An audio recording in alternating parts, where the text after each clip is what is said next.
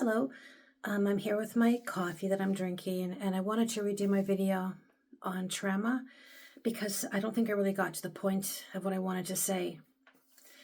And first of all, hope you all had a Merry Christmas, Happy Holidays, and a Happy New Year.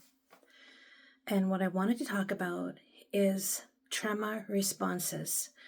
Now, trauma responses are things that our body automatically does when we feel threatened, when we feel afraid. And sometimes these trauma responses serve us and they help us, and other times they don't.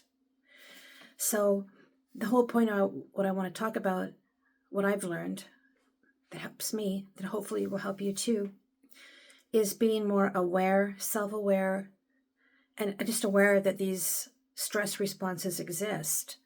So we can take a moment, every one of us, to stop and go, okay, right now I'm in a stress response. Is this really what I want to do? Is this serving me? Is this going to be a benefit to me? Now, the stress responses are automatic. They your body prepares you. So it's like if you touch a stove and your hand automatically jumps off the stove. It's because or if something hits your knee and your knee just kind of moves, that's an automatic, right? Automatically move your hand from the stove because of pain. Automatically your knee goes up if it's hit a certain way. The same goes with trauma responses, from my understanding, to the point that your body will even start to adjust itself to prepare you to have more resources to run or to fight. And your body will stop digesting food because that's not essential. So this is automatic stuff that's happening. But also, we can learn to have regulation strategies, mindfulness strategies where we can calm our body down. Now, before I go into the different stress responses, I wanted to talk about breathing. That's one thing I learned.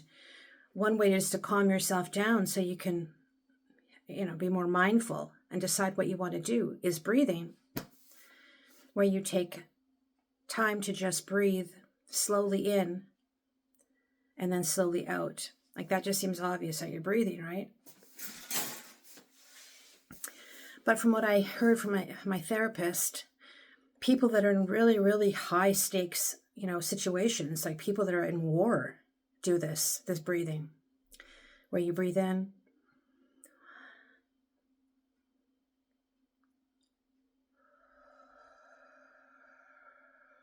so you breathe in with your nose to count of 5.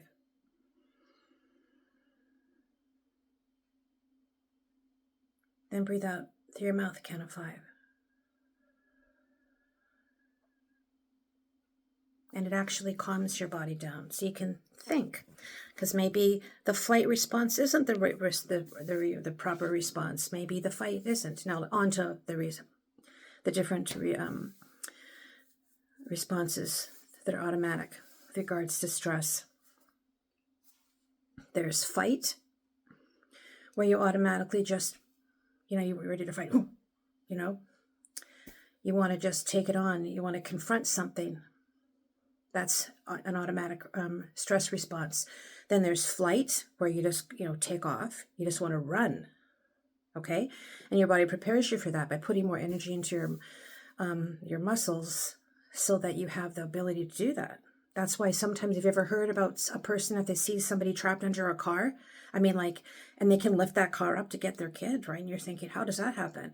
Well, your body actually gives you the energy so you have more strength in those situations. So fight, flight. Then there's freeze, where you just don't move, and that's another response. And it's totally, I'm making myself small. Hopefully you don't see me.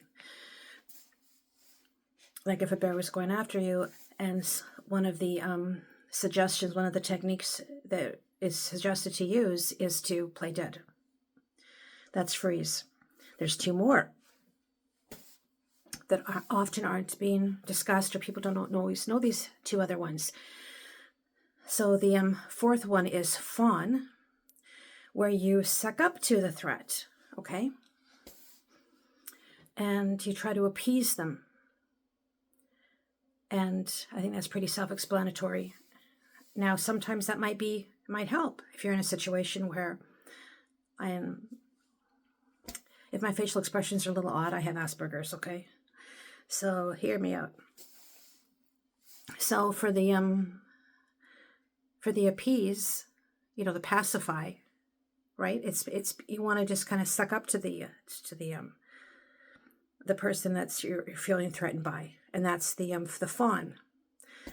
And the last one is the help me response.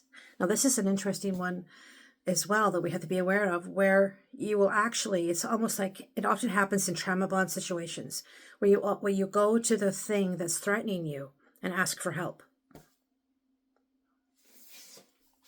And it's probably not going to work out very well, but it's one of the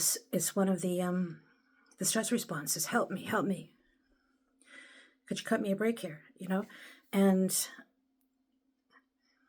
sometimes people wonder, why do I keep going back to the abusive person? Why am I going back to the abusive person and asking for help? It's a stress response tied to trauma bonding. That's probably the last person you should be going, to get help from. Now, all I want to say is that when you're aware of the stress responses, then you can be more self-directed. So that's what I wanted to talk about. Maybe fight is appropriate. It could be appropriate, but it might not be. So it's good to be aware so that you don't just snap at somebody. If they say something that offends you, you automatically go into fight. What do you mean by that? That's not good, because you're being led by your emotions and not by your mind. The freeze response, do you have a tendency to always want to run away from things or like quit jobs, Maybe it's appropriate. Maybe it's the best thing you could do. But just make sure that you are the one making that decision and it's not an automatic, impulsive decision, right? If you have that feeling like you just want to run, that's the flight response. Oops, sorry. I just dropped my phone there. People on the autism spectrum also can be a little uncoordinated. And the breaks, right? For the which is the next one? The freeze response. You might be horrified when you're in a situation and you don't speak up for yourself and you just freeze and you don't say anything. And then later on you say, why didn't I say something? You are probably in the freeze response. Now, sometimes the freeze response serves you well. Other times it doesn't, because it might be a good idea to say, hey, please don't talk to me that way. Or it's something as simple as, I don't think so. Or maybe it is appropriate, just so that you're self-directed and just so you can be aware. Is this really how I want to respond in this situation? The fawn response. Do you find that you're like, are you horrified maybe that you smiled at somebody that's being a creep to you? And why are you smiling at them? That doesn't mean that's because you're a person that smiles or that you're a polite, kind person. That doesn't mean you're a fawner either, So don't let people try to label you. Like if you have to be grumpy, mean all the time, that means you're real. And if you smile or, you're cheerful, that means you're a fawner. No. This comes down to having self-knowledge. And for the help me, if there's that sense of you turning to people that are dangerous or people that have harmed you for help, you're going to be disappointed, that's for sure, right? But, maybe that might serve too. Like if you're in a situation where, like, let's say you're in a bank situation and somebody's holding everybody up. I don't know how that would work. Though maybe if you said, gee, could you really help me out here? I don't know. But anyway, I just wanted to share that with you, and take care and have a good day and a good night.